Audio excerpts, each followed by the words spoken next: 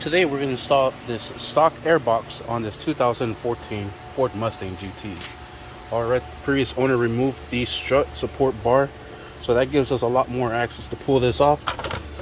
If not, you could just easily just undo it and just kind of shove it over to the side to be able to get to it. But let's go ahead and install this.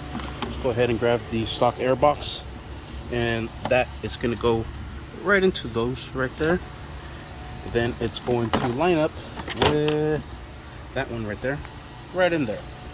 So this is going to go in just like so, and make sure you bring it in and align the tube down here. And we'll go ahead and put in the 10mm bolt that goes right there, right on the side. We'll go ahead and secure that down with a 10mm socket and just drive it all the way down.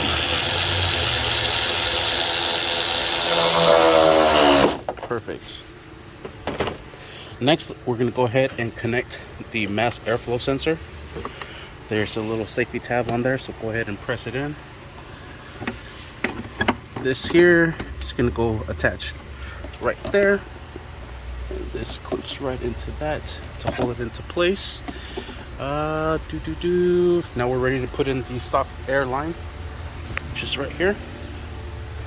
This is simply going to go in, slide into this piece here, and you align that one there, and we'll bring this one in into the throttle body. Might need both hands for this.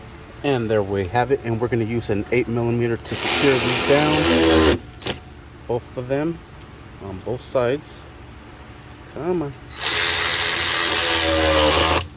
All right, perfect. Now we're going to go ahead and put in this clamp, and we'll install this one here as well. We'll open up that clamp. All right, and there it is. Now the cover, and clamp that down, and we are set. And that is how you install the stock airbox on this 2014 Ford Mustang GT. Thank you for watching. Please like and subscribe.